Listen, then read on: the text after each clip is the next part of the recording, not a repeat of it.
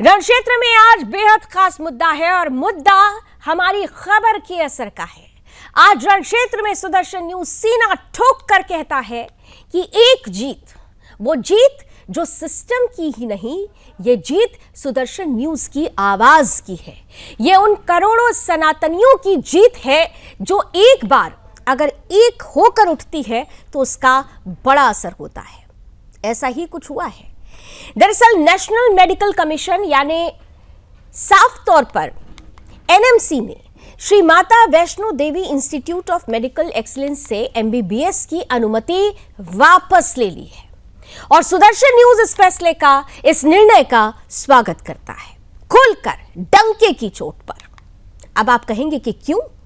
तो सवाल यह है क्योंकि ये वही सवाल था जो सबसे पहले सुदर्शन न्यूज ने देश के सामने रखा था, जो सुदर्शन न्यूज ने सबसे पहले उठाया था।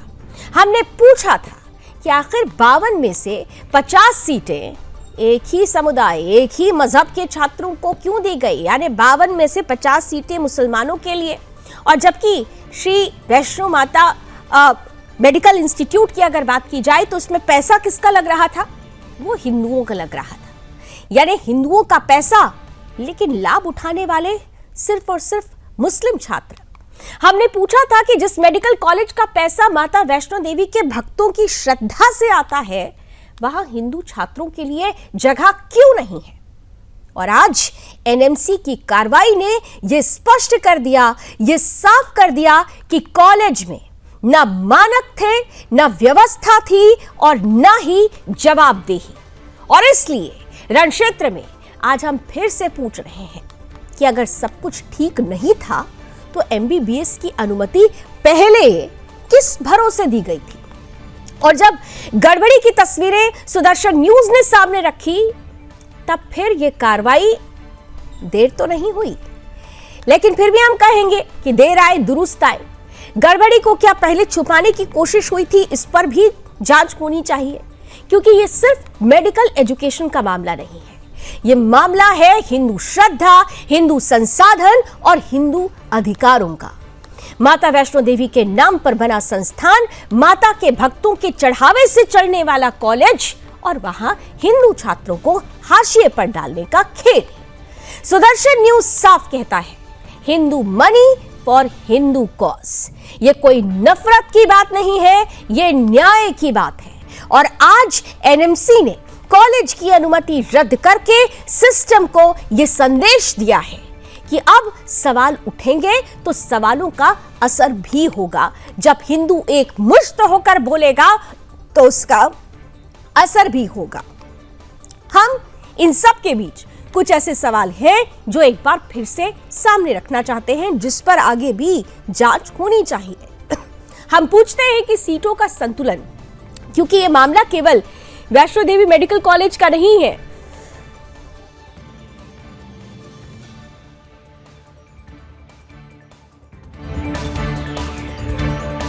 यह मामला केवल एक कॉलेज का नहीं है, ये देश के तमाम उन संस्थानों का, जो हिंदू संस्थान हैं, उनका मामला है, जहां पर लगातार ये देखा जा रहा है कि हिंदुओं का पैसा हिंदुओं के लिए नहीं बल्कि दूसरे समुदाय, दूसरे मजहब के लोगों के लिए हो जाता है और उसका फायदा भी वो उठाते हैं।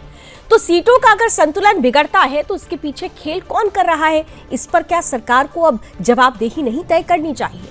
एडमिशन पॉलिसी किसके इशारे पर चली और क्या दोषियों पर, जो इसके लिए रिस्पॉन्सिबल थे, मान्यता तो रद्द कर दी गई है, लेकिन जिन्होंने ये हरकत की, 52 में से 50 सीटें मुसलमानों के लिए रिजर्व की गई, ये जिनकी तरफ से भी किया गया था, क्या उनके खिलाफ भी कोई कार्रवाई होगी? ये भी बड़ा सवाल है। मेडिकल कॉलेज पर आज बहस है हिंदू अधिकार बनाम सिस्टम की चुप्पी पर भी, और इसलिए आज रणक्षेत्र में सवालों के साथ साथ उन सवालों के जवाबों में हम तमाम उन उपायों को भी ढूंढने की कोशिश करेंगे जहां पर हिंदू अधिकारों का हनन पूरी तरीके से रोका जा सके। सबसे पहले इन्हीं तस्वीरों के साथ हम आपको प्रतिक्रिया दिखाना चाहते हैं, प्रतिक्रिया आपके सामने रखना चाहते हैं सुदर्शन न्यूज के प्रधान संपादक धर्म योद्धा डॉक्टर सुरेश चौहान जी की, जिन्होंने सबसे पहले यह मुद्दा उठाया और जब उनके कार्यक्रम बिंदास बोल में उनके द्वारा ये मुद्दा उठाया गया। इसके बाद सरकार भी जागी, सिस्टम भी जागा और आखिरकार जब हिंदू एकजुट होकर उनकी आवाज से आवाज मिलाते हुए नजर आए तो असर आज सबने देखा है। इस निर्णय पर डॉक्टर सुरेश चौहान के जी का क्या कुछ कहना है, आइए सबसे पहली प्रतिक्रिया उनकी ही आपके सामने रखते हैं। वैष्णो देवी मेडिकल कॉलेज में मुसलमानों को एडमिशन देने के मुद्दे को सुदर्शन न्यूज ने सबसे ज्यादा, सबसे पहले और मुखरता से उठाया था। उसके बाद जम्मू में आंदोलन प्रारंभ हुआ था और उस मेडिकल कॉलेज में, हिंदुओं के पैसे से चलने वाले मेडिकल कॉलेज में आखिर मुसलमानों को एडमिशन क्यों, ये मुद्दा उठा था। और इसलिए अब देश भर का वातावरण देखते हुए, इसका विरोध देखते हुए एनएमसी ने इसकी मान्यता रद्द करने का निर्णय किया है। मैं पहले तो इसके लिए एनएमसी का धन्यवाद व्यक्त करता हूं और साथ में मैं भारत सरकार से मांग करता हूं कि हिंदू मंदिरों की सरकार से मुक्तता कर दीजिए, क्योंकि हमारे मंदिर, जैसे कि ईसाई अपने चर्चेस और उनकी संस्थाओं को खुद चलाते, मुसलमान अपनी संस्थाओं को खुद चलाते, तो हिंदू भी अपनी संस्थाओं को खुद चला सकते हैं। लाखों वर्षों से चलाते आए हैं, इसका हमको अनुभव है। सरकार ने नियंत्रित करने का अंग्रेजों का जो गेम प्लान था वो स्वतंत्रता के बाद भी शुरू रहा। देश की कई व्यवस्थाएं स्वतंत्र हुई, लेकिन हमारे मंदिर अभी भी गुलाम है अंग्रेजों के कानून के, और इसलिए वो मुक्त किया जाए। वैष्णव देवी के मुद्दे के बहाने पूरे देश भर में इसकी चर्चा है और सुदर्शन इस मुद्दे को पिछले 23 वर्षों से उठाता है। पुनः एनएमसी का धन्यवाद और वैष्णो देवी संस्थान से भी आग्रह है कि हिंदुओं के पैसे को हिंदुओं पर ही लगाएं। अब अगला मुद्दा हमारा होगा, वहां पर हिंदुओं के पैसे से चलने वाले संस्थान में वो मुसलमान काम करते हैं जो वैष्णो देवी को हाथ तक नहीं जोड़ते, प्रसाद तक नहीं खाते और बुत परस्ती का विरोध करते हैं।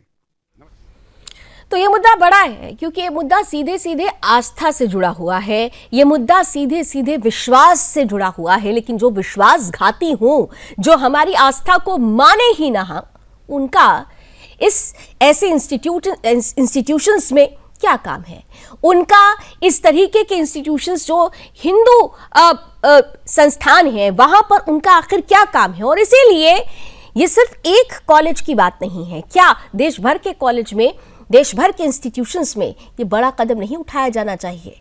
बहरहाल इन सबके बीच हिंदू संगठन काफी प्रसन्न नजर आ रहे हैं, उनकी तरफ से भी तमाम प्रतिक्रिया आई है। क्या कुछ उनका कहना है, आइए जल्दी से उस प्रतिक्रिया को सुनते हैं और फिर चलेंगे आज के गेस्ट पैनल के पास। जम्मू के अंदर एक संघर्ष पिछले 2 महीनों से चल रहा था।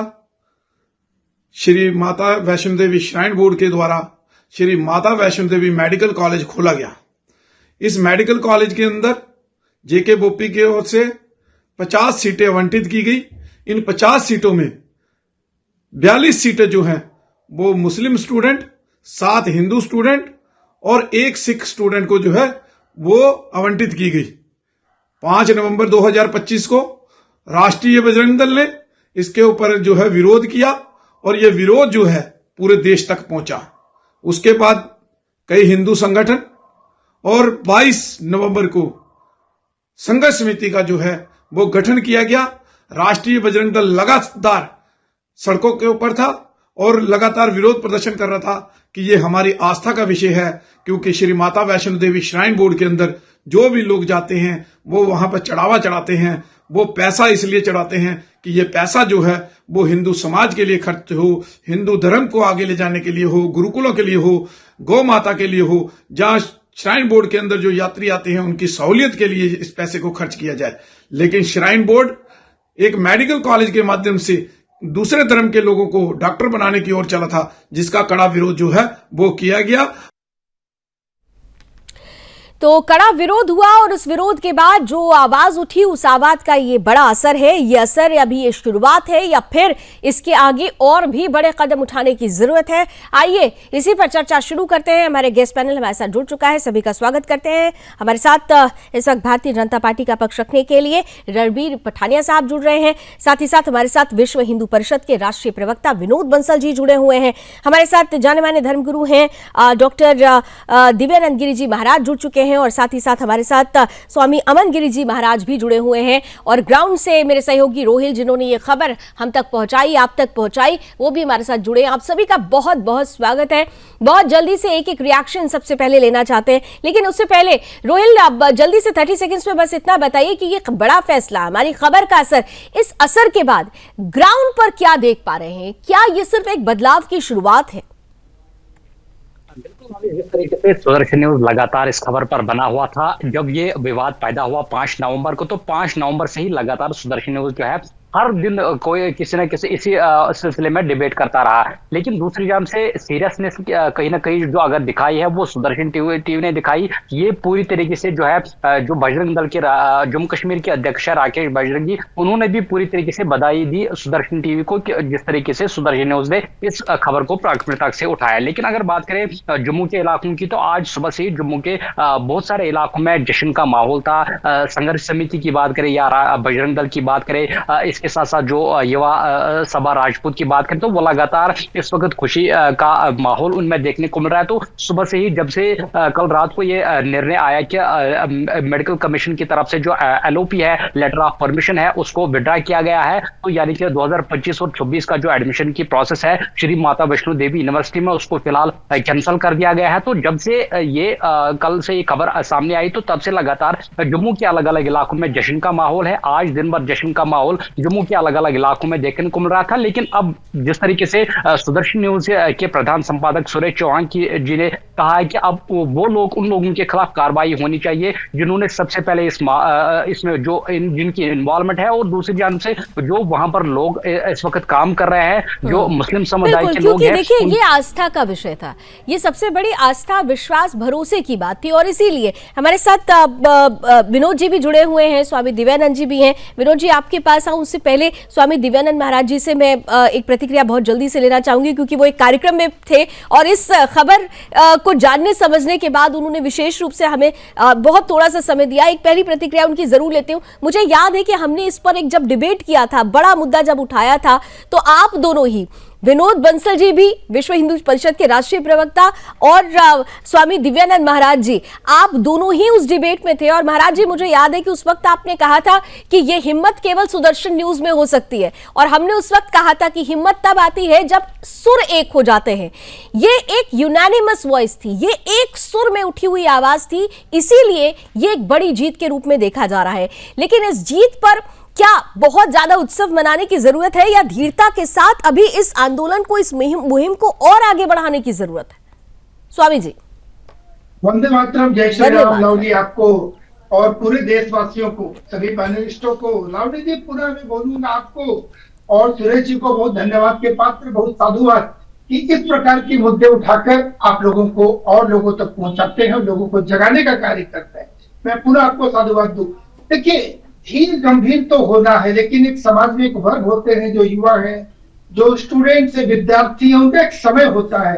कभी उत्साह है, अति उत्साह में इस प्रकार की बातें अगर करते हैं, कोई चिंता की बात नहीं, किंतु हमें अपने मार्ग से नहीं भटकना, इस बात को हमेशा हमें ख्याल रखने की आवश्यकता है। किंतु उत्सव मननी चाहिए। देश बदल रहा है और ये पूरा विश्व देख रहा है कि भारत में क्या बदलाव हुआ है। ये देश बदल रहा है, उत्सव का माहौल होना ही चाहिए। किंतु अभी बहुत दूर तक हमें यात्रा करनी है, यह मात्र एक पड़ाव है, अभी लंबी यात्रा करनी हमें है। ये बदलाव हो रहा है और पहले होना चाहिए था।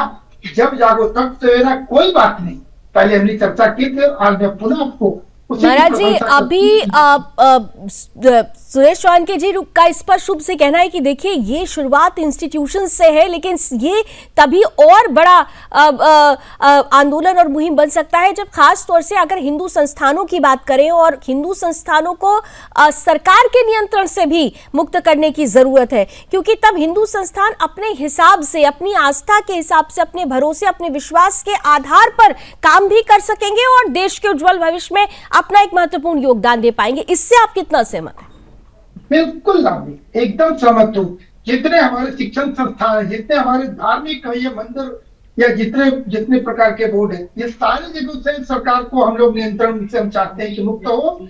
हम सक्षम है चलाने के लिए, चाहे वो किसी शिक्षण संस्थान की बात हो या मंदिर हो या कुछ भी हो, ये हम सक्षम है, हम इसे चलाएंगे और ये और अच्छा चलेगा। भाई ये संस्थान हमारा है, पैसा कहीं और जा रहा है जिहादियों के पास। हमारे पैसे से हमारी व्यवस्था करते हो गला काटने की, हमारे कफन की तैयारी अपने पैसे से क्यों करें? ये सुनने में किसी को तीखा लग सकता है, किंतु ये तो आक्रोश है, हम भुगत चुके इतने वर्षों से। इसलिए अगर बदलाव आता है तो ये पूरे देश में खुशी की माहौल, और जो देश प्रेम करते हैं, जिनको भी भारतवर्ष से प्रेम है, वो किसी वर्ग किसी समुदाय के हों, उन्हें भी इस बात के लिए खुश होना चाहिए। भाई आत्मनिर्भर आप भी बनो ना, सरकार ने सारी व्यवस्था आपको दे रखी है, आप क्यों कटोरे लेके घूमते हैं किसी के पीछे? तो आपकी भी अपनी ताकत होनी चाहिए। सारी व्यवस्था आपको मिल चुकी है, मेरे से ज्यादा आपको व्यवस्था मिली है। बिल्कुल, बहुत बहुत धन्यवाद स्वामी जी, क्योंकि आप एक कार्यक्रम में थे और आपने हमारे लिए समय निकाला, आपका बहुत बहुत धन्यवाद। और सीधे अब विनोद जी के आपके पास आते हुए, विनोद जी, महत्वपूर्ण ये है कि हर बार विश्व हिंदू परिषद की तरफ से आपकी बुलंद आवाज उठती है कि देखिए प्रहार होना चाहिए, और प्रहार ऐसा हो कि जिसका एक बड़ा असर हो और असर दूरगामी हो। क्या आपको लगता है कि एनएमसी के द्वारा उठाया गया ये कदम, जब हमने खबर दिखाई और इस खबर को उठाया गया, तो जो पैटर्न रहा है संस्थानों पर कब्जा करने का, हिंदू संस्थानों पर विशेषकर, क्या उस पैटर्न पर यह एक बड़ा प्रहार आप मानेंगे विनोद जी? संगठन है तो वहीं उसके साथ जब सुदर्शन जुड़ जाता है तो चक्र घूमने लग जाता है हमारा। और आप देखिए कि इसके लिए मैं साधुवाद देता हूं आपकी पूरी टीम को, आपके एडिटर इन चीफ को, और आपके सभी पत्रकारों को, जिन्होंने अनथक प्रयास करके लगातार जो मुद्दे उठाए अभी तक, उन सब मुद्दों को परिणति तक पहुंचाया। और एक मुद्दा नहीं है ये, तो आपकी एक कीर्तिमान और जुड़ गया आपके जो पत्रकारिता के जो कीर्ति स्तंभों में। मैं कहता हूं कि देखिए, मेरी थोड़ी आवाज ठीक हो रही है जी, थोड़ा ठीक कराइए मैं कह रहा हूं कि बोलिए। इसमें एक बड़ा महत्वपूर्ण मुद्दा यह है कि देखिए, अभी इसमें कोई जश्न मनाने की, कोई बहुत खुशी मनाने की आवश्यकता नहीं है, क्योंकि ये कोई काम बहुत अच्छा हुआ ये भी नहीं कह सकते, क्योंकि इसका प्रारंभ भी गलत था। लेकिन कुल मिला के मैं ये जरूर कहूंगा कि जो परिणाम आने चाहिए थे वो परिणाम आ नहीं पाए, उसको घुमा करके कोई परिणाम सरकार ने लाने की कोशिश की है। लेकिन कुल मिला करके जो माता वैष्णो देवी के पैसे से जो जिहादी पलने वाले थे, वो तो कम से कम रुक गया मामला। और साथ में ये भी एक विषय ध्यान में आया, अभी मैंने ट्वीट किया है थोड़ी देर पहले ही, कि आखिरकार हमारा एक सिद्धांत है कि Hindu money for Hindu cause. इस सिद्धांत को, ये जो है ना, सिर्फ विश्व हिंदू परिषद का सिद्धांत नहीं है, ये संवैधानिक मान्यताओं और न्यायिक परंपराओं का सम्मान है, जिसके आधार पर जो है ना ये काम होना चाहिए कि हिंदू का पैसा हिंदू की कॉज के लिए काम आना चाहिए। अब समय आ गया कि श्री माता वैष्णो देवी का श्राइन बोर्ड ही नहीं, बल्कि दुनिया भर के जितने भी भारत भर के जितने भी मंदिर हैं, उन मंदिरों को सरकारी चंगुल से मुक्ति मिले, और जो वहाँ का शासन प्रशासन, सरकार और जो व्यवस्थाएं हैं वो निर्बाध रूप से हिंदू समाज संचालित करे। इसके लिए हमने कई राज्य सरकारों को, मतलब सभी राज्य सरकारों को हमने ड्राफ्ट जो लेटर, वो अपना कानून का प्रारूप भी भेजा है, और साथ में हमने सभी राज्यों के मुख्यमंत्रियों से भेंट भी की है, राज्यपालों से भी मिले हैं हम, और 2-3 रैलियां भी हमारी इस बारे में हो चुकी हैं। हमें आशा है कि अब जो है ना ये काम उस गति से और आगे बढ़ेगा, जिस प्रकार से जम्मू कश्मीर के लोगों ने वहाँ संघर्ष किया, वहाँ की जो संघर्ष समिति ने जिस तरह का अनथक प्रयास किया, मैं उनको भी साधुवाद और धन्यवाद ज्ञापित करूंगा, जिनका परिणाम एक अच्छा परिणाम सामने आया।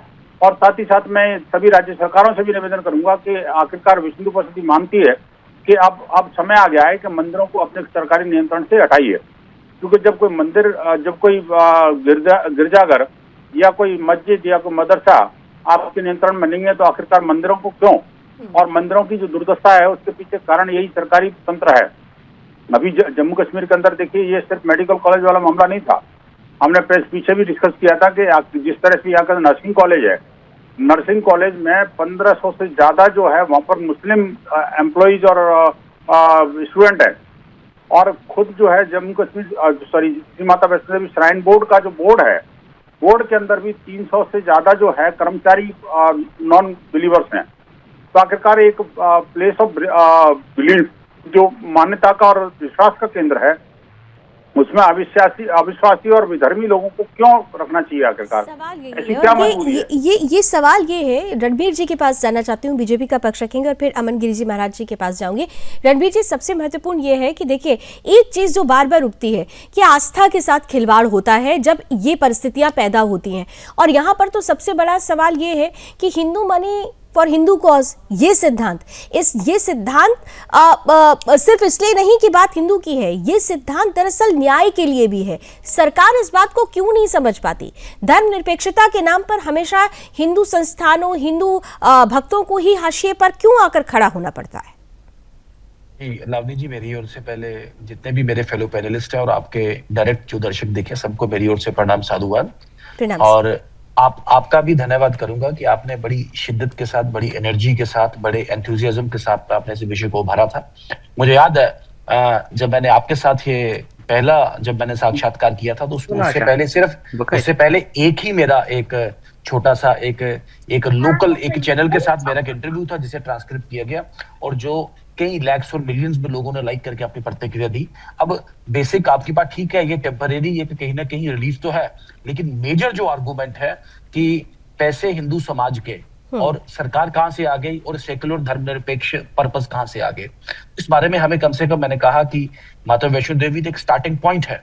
और मैंने उस वक्त कहा था, आज भी रिपीट करूं, माता वैष्णो देवी श्राइन बोर्ड का अपने आप में नॉन बिलीवर्स तकरीबन 500 के पास, इससे ज्यादा जो मुलाजिम है वो नॉन बिलीवर है। फिर आप माता वैष्णो देवी, ये जो आपका जो हॉस्पिटल है सुपर स्पेशलिटी नारायणा, तो मैं पूछना चाहूंगा, ठीक है सक्षम हिंदू को तो नहीं, लेकिन ऐसे हिंदू जो इंडिजेंट है, तो हर एक आदमी को लगेगा, जो पुअर है, जो बीपीएल, जो प्रायोरिटी कैटेगरी में बिलोंग करते हैं, क्या आप इनका ट्रीटमेंट किसी न किसी सब्सिडाइज कॉस्ट पे करते हैं कि ना करते हैं इसमें? तो मेरा था कि ये 3 मेजर संस्थान और ये मेडिकल कॉलेज अपने आप में, और उसके बाद श्री माता वैष्णो देवी यूनिवर्सिटी ऑल्सो, तो मेरा था कि कम से कम सनातन के भक्तों के और माता के भक्तों के जो पैसे, कम से कम माता के बाकी भक्तों पे, ऐसे भक्त जो कम से कम सक्षम ना हो, जो किसी एक स्थिति परिस्थिति में ना हो, जो सामाजिक एक अपने अप्स एंड डाउन, या मैंने जैसे बोला हॉस्पिटल में अपने ट्रीटमेंट करवाने के लिए सक्षम ना हो, या अपने बच्चों को बड़ी यूनिवर्सिटीज में पढ़ाने में सक्षम ना हो, या इन सब के साथ साथ जैसे मैंने कहा कि कोई ऐसे गरीब परिवार के बच्चे जो कहीं इकोनॉमिकली वीकर सेक्शन के एक माता के भक्त, उनके लिए कम से कम नौकरी का, एक एम्प्लॉयमेंट कम से कम, तो कहीं ना कहीं एक हर किसी को लगेगा कि मेरे पैसे का, मेरी डोनेशन का सदुपयोग हो रहा है। तो ये एक जम्मू कश्मीर से एक आवाज उठी है और मुझे लगता है कि एक तो इसके लिए तो रणवीर जी जो बात आप कह रहे हैं, इसके लिए तो ये जरूरी हो जाता है ना कि ऐसे संस्थानों को सरकारी तंत्र से अलग किया जाए, जो एक आधिपत्य होता है, नियंत्रण जो होता है, उससे मुक्त करना होगा। क्योंकि अगर हिंदू संस्थान होंगे और उनको इस बाबत अधिकार प्राप्त होगा, तो वो अपने हिसाब से नियम बना सकेंगे। जो बातें आप जो मांग रख रहे हैं, शायद उसकी पूर्ति तब ज्यादा हो पाएगी। आपको नहीं लगता कि ऐसा होना चाहिए रणवीर जी? आपने बिल्कुल ठीक कहा। मुझे लगता है कि ये एक कॉमन एक्सेप्टेड जो मैक्सिमम था। जैसे आप केरल में चले जाएं, अभी हमारे उस मठ का, वहां पे तो सोने को लेके कोर्ट ने अल्टीमेटली उसमें इंटरवीन किया, सोना भी बंगल हो गया, हालांकि वो स्टेट कंट्रोल में मंदिर था। तो मैं ऐसे ही बालाजी टेम्पल की बात करें, तो अपने जितने भी जो मठ हैं, या आप इस सब के साथ साबरीमाला की बात करें, तो सरकार का कंट्रोल जहां जहां सरकार जस्टिफाई करती है जी, वहां पे मैनेजमेंट पुअर नहीं था, वहां पैसे की ट्रांसपेरेंसी नहीं थी। लेकिन जम्मू कश्मीर में देखें आप, इस श्राइन बोर्ड की अपने आप में इंसेप्शन देखें, श्राइन बोर्ड का ऑडिट नहीं होता था पहले। आपके ध्यान में रहे कि पहले 10 साल 20 साल श्राइन बोर्ड का कोई ऑडिट नहीं हुआ।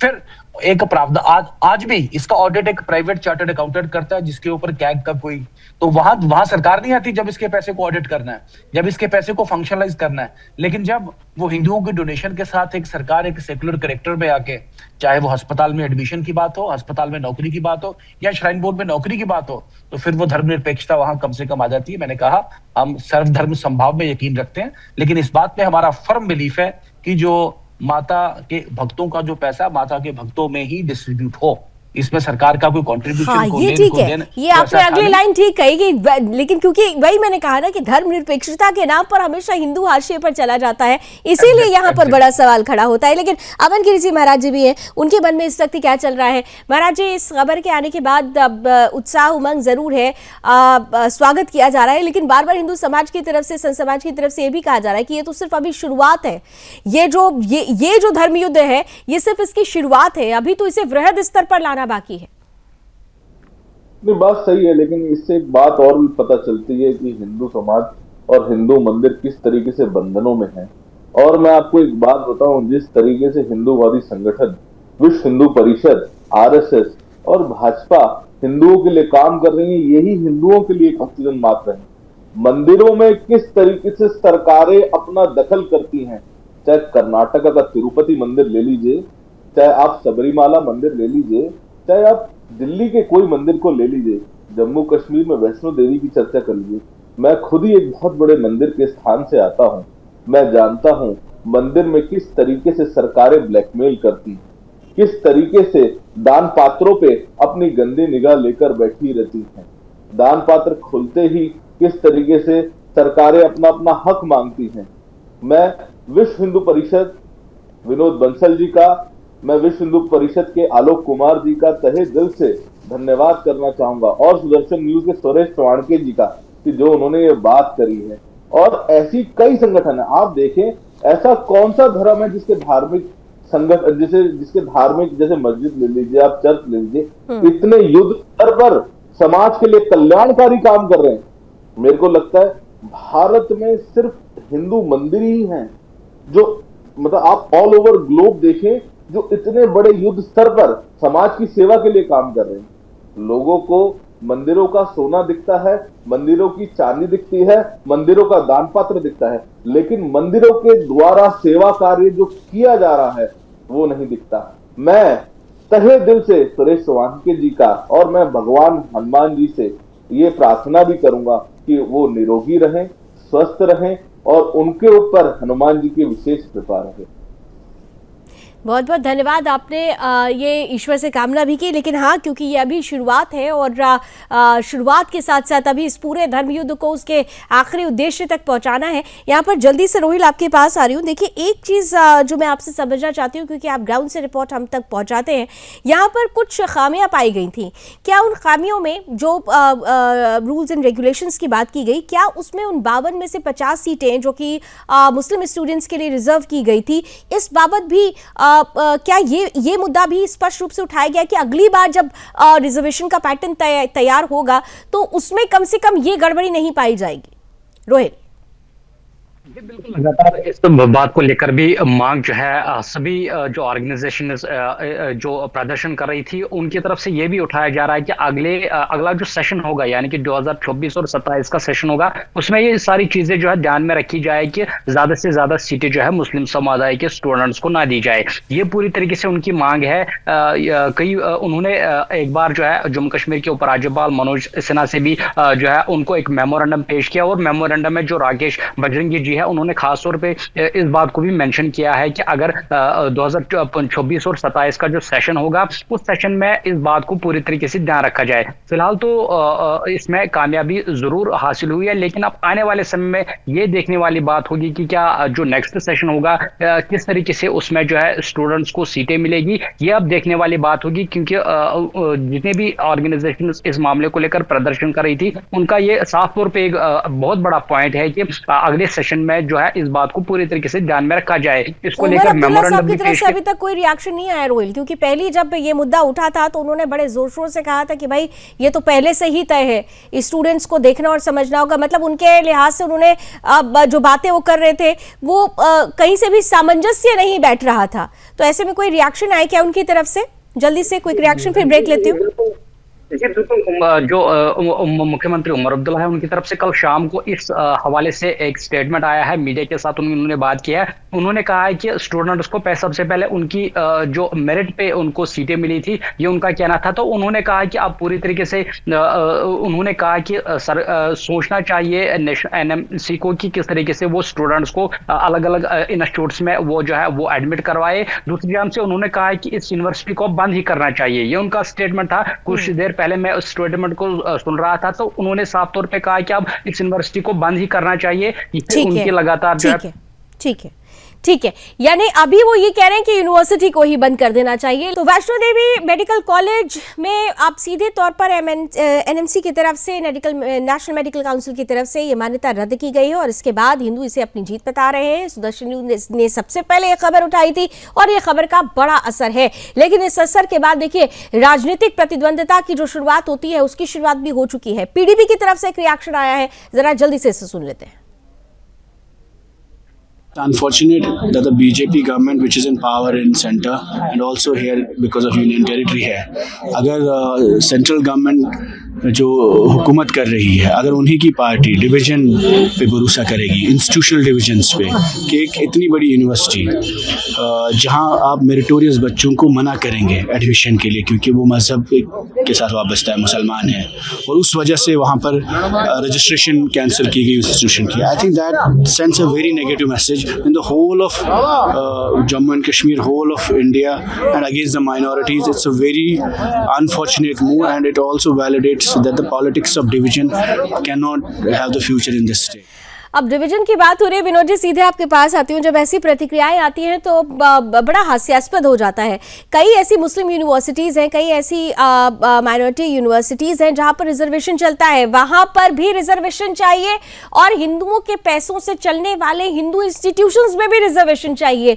ये कहाँ का न्याय है, मुझे समझ नहीं आता, क्योंकि ये बोल रहे थे कि डिस्क्रिमिनेशन किया जा रहा है, तो डिस्क्रिमिनेशन तो पहले ही हो चुका है, यहाँ तो हिंदुओं के साथ अन्याय किया जा रहा है। यदि हो तो अन्याय को न्याय कहा जाता है। ये जो जिस तरह की मानसिकता है, जिस मानसिकता के कारण जम्मू कश्मीर जलता रहा और ये जो है नाचते रहे। अभी आवाज मेरी थोड़ी इको हो रही है अभी, प्लीज पैनल ठीक कराइए जी। ये जो स्थितियां हैं वो पीडीपी के वक्तव्य से कोई नई बात नहीं है, इन्होंने बोलना ही ये था बेसिकली। और जब सुदर्शन चक्र चलता है तो फिर घूमता ही है वो, फिर उसके बाद में तो काम करके ही आता है वो, लौट करके नहीं आता वो वापस। तो ये जो चीजें हैं ना, बेसिकली पीडीपी का अब आधार हिल रहा है, उसको पता लग रहा है कि भाई हिंदू समाज खड़ा हो गया, अब तुम्हारे जो प्रोपोगंडा है, तो जो पॉलिटिक्स है, हिंदुत्वही मानसिकता है, वो ज्यादा दिन नहीं चलने वाली। ये सब चीजों को लेकर के इसमें तो ध्यान रखना जरूरी है। नहीं, इनसे पूछा जाना चाहिए कि आपको हिंदू इंस्टीट्यूशंस में तो सीट्स चाहिए, लेकिन मुस्लिम इंस्टीट्यूशंस में कितनी सीट दी जाती है हिंदुओं को? आप अगर यूनिवर्सिटीज की बात करें तो आप जामिया को उठाकर देख लीजिए, आप जादवपुर यूनिवर्सिटी को देख लीजिए, आप एएमयू को देख लीजिए, तमाम यूनिवर्सिटीज में फिर हिंदुओं को कितनी सीट्स मिलती हैं, इस पर भी चर्चा होनी चाहिए अगर अब सामंजस्य बनाने की बात आती है तो। विनोद जी। नहीं, वैसे भी देखिए इस मामले में कोई जो एनएमसी ने जो निर्णय दिया है उसमें कोई हिंदू मुसलमान के चश्मे से नहीं दिया गया। जो वो निर्णय वो दूसरी तरह से है, दूसरा उसका आधार कुछ और है, लेकिन उस आधार में भी हिंदू मुसलमान देखने वाली ये जो सत्ताधारी पार्टी है, इसको समझना चाहिए कि आखिरकार उसमें कहा क्या गया है और कारण क्या है। तुम स्थिति परिस्थितियों को तुम ऐसे एग्जैबरेट करके और उसमें बच्चों को भविष्य के साथ खिलवाड़ करोगे तो वो ठीक नहीं है ना। ये तो सीधा सीधा सरकार ने खिलवाड़ किया है ना जी, कि जिस यूनिवर्सिटी को जो मान्यता नहीं मिलनी चाहिए वो मान्यता इन्होंने दिलवाई, झूठ के आधार पर मिली, और वो जो झूठे तथ्य और सत्य दे करके इन्होंने उसको प्रोपोगेट करके और वो उसको मान्यता मिली। अब वो जब आधारहीन बातें निकली तो उसके बाद में उसकी मान्यता रद्द हो गई। आखिरकार ये जो सिलेक्शन बोर्ड है वो भी तो जम्मू कश्मीर का ही है ना, उसमें तो सारे मुस्लिम अधिकारी हैं जिन्होंने 50 में से 42-45 जो है ना सब मुसलमान भर्ती किए थे उसमें। तो ये इसके लिए कौन जिम्मेदार है? अगर ऐसा नहीं होता तो इतना बड़ा प्रचंड प्रदर्शन नहीं होता देशव्यापी, जो इस तरह की बातें नहीं होती, और कम से कम आपके ये षड्यंत्र थे तो चुप के तरह से चले जाते। लेकिन वो कहते हैं अति सर्वत्र बरगए। अब समय आ गया कि अब इस माध्यम से एक सिर्फ श्री माता वैष्णो देवी मेडिकल कॉलेज वाला मामला नहीं है, अभी जम्मू कश्मीर सरकार को सारे मंदिरों को वैकेट नहीं करना पड़ेगा। अब जिस प्रकार से उन मंदिरों पर कब्जा जमाए बैठी है राज्य सरकारें, उन राज्य सरकारों को भी अब इससे सबक लेना चाहिए और अविलंब जो है Hindu money for Hindu cause के सिद्धांत पर चलते हुए और सारे हमारे धर्मस्थलों को मुक्त करना चाहिए। आप देखिए कि करोड़ों अरबों खरबों रुपए की जो संपत्तियां हैं भगवान की संपत्तियां हैं।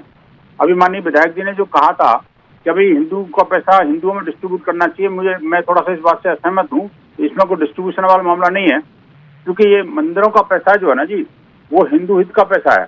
अब डीटी का पैसा है, डीटी का पैसा जो है ना डीटी के कल्याण के लिए या डीटी के भक्तों के कल्याण के लिए यूज होना चाहिए, न कि कोई डिस्ट्रीब्यूशन का। ये डिस्ट्रीब्यूशन का सब्जेक्ट मैटर नहीं है, और न ही हम किसी अनास्थावान लोगों को उसके ऊपर कुंडी जमा के बैठने देंगे। हिंदू समाज का संकल्प है, हमने जनवरी जो 2025 में जिस तरह से विजयवाड़ा से एक आंदोलन प्रारंभ किया था, लाखों की संख्या में लोग इकट्ठे थे वहां पर, उसके बाद से लेकर के अब अनवरत रूप से विष्णु परिषद इस मामले को उठा रहा है। और अब लगातार जो है ना मीडिया का और आप जैसे चैनलों का सहयोग लेकर के हम समाज को इस बात को बताने में सक्षम हुए हैं कि आखिरकार सरकार जो कर रही है वो गलत कर रही है। और हिंदू समाज इसके लिए सक्षम है कि भाई हम जो है ना उसको मंदिरों का मैनेजमेंट करें और वहाँ की लोकल टीम हर मंदिर की बने। इसके लिए पूरा खाका हमने राज्य सरकारों को दे रखा है। अब समय आ गया है कि उन सब चीजों को उन पर काम करें, इसमें किसी तरह की कोई व्यवधान है, कोई परेशानी है, हमने बाकायदा एकदम ट्रांसपेरेंट सिस्टम भी डिवाइस करके दिया है। ठीक है। तो रणबीर पठानिया जी, जब एक रोड मैप खुद हिंदू संगठन भी रख रहे हैं, तो ऐसे में जब ट्रांसपेरेंट और बैलेंस्ड पिक्चर की बात आती है तो फिर आप तो दिक्कत कहाँ से आ रही है? क्योंकि यहाँ पर हिंदू मनी हिंदू कॉज ऐसे ही नहीं उठाए, ये इसलिए कहा जा रहा है क्योंकि ये दान है जो भक्त अपनी श्रद्धा से देते हैं। ये श्रद्धा का सवाल है, ये आस्था का सवाल है, तो फिर इसमें दिक्कत क्यों आती है सरकार को? क्या दिक्कत है रणबीर पठानिया जी? एक आपका सवाल बिल्कुल रेलेवेंट है और सिर्फ सरकार को या किसी एक नेता को कटघरे में खड़े मुझे लगता है ये जस्टिस नहीं होगा। ये एक बाई टिट्स एंड बिट्स जो देश में एक मानसिकता, जो देश में एक व्यवस्था बन गई थी, इसमें सरकार इंपॉर्टेंट नहीं, इसी व्यवस्था के तहत मैंने कहा आपको कि श्राइन बोर्ड बना फॉर टेम्परेरी, एक की जम्मू कश्मीर माता वैष्णो देवी के जो अफेयर्स हैं उसको मैनेज करेगा। हमने बार-बार कहा, विधानसभा में कहा, इससे पहले भी मैं विधायक था, मैंने कहा कम से कम इसके पैसे का प्रोमिनेंट पार्ट, एक मेजर पार्ट, आप कश्मीर में जैसे बहुत बड़ा विषय है कि मंदिरों का खंडित किया गया, नुकसान किया गया, मंदिरों को गिराया गया कश्मीर में ट्रबलसम वाले पीरियड में, इस टर्मोइल वाले पीरियड में, अब उसके पुनर्जीवन के लिए इसे यूज करें, लेकिन ऐसा बात बन नहीं पा रही थी। यहाँ पे श्राइन बोर्ड में भर्ती किया जाए, ये बात बन नहीं पा रही थी। ओवरऑल जो इसमें जो आंकड़े हैं, जैसा बताया जाता है कि पूरे देश में, मैंने सिर्फ जम्मू कश्मीर, इन मंदिरों पे इस तरीके का कंट्रोल, हमारा एक स्टेट कंट्रोल से इनको बाहर निकाला जाए और इन सब को एक, मैंने कहा कि मैंने डिस्ट्रीब्यूशन की बात नहीं की, मैं माफी चाहूंगा, शायद माननीय विश्व हिंदू परिषद से हमारे बड़े भाई साहब शायद विनोद जी ने शायद कोई से, मैंने कहा कि सबसे पहले तो मंदिरों के पुनर्जीवन में लगे, और अगर वो प्रॉपर्टी, अगर कोई ऐसा, अगर उससे कोई कमर्शियल, अगर आउटपुट उससे आ रहा है, तो उस कमर्शियल आउटपुट को जो इकोनॉमिकली वीकर सेक्शन के लिए, जो हिंदू हैं या बाकी मंदिरों के पुनर्जीवन के लिए यूज किया, या हम लोग बैठ के उसमें बात कर सकते हैं और ये पैसा फुल प्रूफ तरीके से इस्तेमाल हो। ये करेगा कौन? ये तो सरकार कर सकती है ना। जो हिंदू संगठनों की मांग है या हिंदू समाज की मांग है, उसके अनुरूप जो काम करना चाहिए वो तो सरकार कर सकती है। इसीलिए तो कहा जा रहा है कि हिंदू संस्थानों के लिए उनकी एक अलग बॉडी होनी चाहिए, सरकार के नियंत्रण से बाहर हो, ताकि वो जो क्लैरिटी है, जो ट्रांसपेरेंसी है, वो बरकरार रहे। तो सरकार इस दिशा में क्यों नहीं आगे बढ़ना चाहती है? बढ़ेगी, आपने देखें, दिस इज अ स्टार्ट। मैं आपको विश्वास दिलवाना चाहता हूं, बढ़ेगी सरकार भी बढ़ेगी और पीपल दोस हु बेटर वो भी बढ़ेंगे। अब पूरे देश में ये ओपिनियन बनेगा और यही ओपिनियन, यहीं से मेरा मानना है, प्रबल विश्वास है मेरा कि this is the railing point. पूरे देश में एक ओपिनियन बनेगा। अमन जी के पास, अमनगिरी महाराज जी के पास जल्दी से जाके सबब करती हूँ। अमनगिरी जी महाराज, देखिए ओपिनियन बनने की बात हो रही है, लेकिन यहाँ पर अगर आपने सुना हो, अभी रोहिला में बता रहे थे कि उमर अब्दुल्ला, उनकी तरफ से स्टेटमेंट आना शुरू भी हो गया है। वो कह रहे हैं कि इस इंस्टीट्यूशन को ही खत्म कर देना चाहिए, यानी कि इंस्टीट्यूशन हो, मुसलमानों को रिजर्वेशन है तो इंस्टीट्यूशन हो, अगर उसके खिलाफ आवाज बुलंद होती है, उसकी मान्यता रद्द की जाती है, तो ये नहीं कहा गया कि नहीं बैलेंस्ड करके इसको रीओपन किया जाए। नहीं, वो ये कह रहे हैं कि इसे बंद ही कर दो। उनको ये स्वीकार्य ही नहीं है कि हिंदुओं के पैसे से चलने वाले हिंदू इंस्टीट्यूशंस में हिंदुओं की संख्या ज्यादा हो, हिंदुओं का वहां पर आधिपत्य ज्यादा हो, ये स्वीकार्य नहीं है। अमन जी, उमर अब्दुल्ला का दो मुआ चेहरा किसी से छुपा नहीं है, पूरा भारतवर्ष देखता है। नहीं, अगर उमर अब्दुल्ला को अगर समस्या है इस यूनिवर्सिटी से, तो वैष्णो देवी श्राइन बोर्ड से आने वाला पैसा जो जम्मू कश्मीर सरकार को मिलता है, तो उसको बंद करना भाई। मंदिरों में जो तुमने लूट मचाई हुई है सरकार ने, तुम उसको बंद करो ना। मैं चुनौती देता हूं उमर अब्दुल्ला को कि भाई हिंदुओं के ऊपर कटाक्ष करना, हिंदुओं के ऊपर, उन हिंदुओं को डराना धमकाना बड़ा आसान है। तुम में दम है तो तुम जितने भी कश्मीरी विद्यार्थी हैं पूरे भारतवर्ष में, अगर इस यूनिवर्सिटी को बंद करने की बात करी गई, तो जितने भी कश्मीरी विद्यार्थी हैं, कश्मीरी व्यापारी हैं, आप उन्हें भी अपने कश्मीर में वापस बुलाओ भाई। अगर हिंदुओं को सांस लेने कश्मीर में नहीं दिया जाएगा, तो कश्मीरियों को भी हिंदुस्तान में बाकी जगह सांस नहीं लेने दी जाएगी। मैं on record with all legal consequences मैं इस चीज को बोल रहा हूँ। अगर आप हिंदुओं के लिए नफरत की बात करेंगे तो हिंदू भी आपको उसका प्रत्युत्तर आपकी भाषा में देगा। तो यहाँ पर एक बात तो तय है कि हिंदू जब बात करता है तो नफरत नहीं, न्याय की बात करता है, और ये न्याय का मुद्दा था। न्याय की शुरुआत हुई है, लेकिन ये सिर्फ पहली सीढ़ी है। अभी हमें मंजिल की आखिरी सीढ़ी तक पहुंचना है। इसलिए ये हम बार बार कहेंगे कि जब जब हिंदू बटा है तब तब देश भी बटा है। इसलिए हिंदुओं को एकजुट होकर एक सुर में ऐसे अन्याय के खिलाफ आवाज बुलंद करनी होगी, और जब आवाज एक साथ बुलंद होती है तो देखिए असर वही होता है जो आज आपके सामने है। बहुत बहुत धन्यवाद आप सभी हमारे साथ जुड़े इस महत्वपूर्ण मुद्दे पर, और हम ये उम्मीद करते हैं कि आज की आवाज सिर्फ एक शुरुआत है। अंत तक हमें जाना है और अंत तक उस मंजिल तक पहुंचना है जहां पर न्याय संगत तस्वीर होगी, जहां पर हम कह सकेंगे कि हिंदुओं का पैसा हिंदुओं के लिए, हिंदुओं की श्रद्धा और आस्था का अपमान नहीं, उसका सम्मान तभी संभव है जब हिंदू एकजुट होगा। उम्मीद है ये बड़ी तस्वीर, ये बड़ा संदेश हर एक हिंदू के दिल तक पहुंचेगा, आत्मा तक पहुंचेगा, और एक बड़ी तस्वीर के साथ दुनिया के सामने होगा। इसी उम्मीद के साथ रण क्षेत्र में अभी बस इतना ही। देश और दुनिया की तमाम खबरों के लिए आप जुड़े रहिए सुदर्शन न्यूज के साथ। जय हिंद।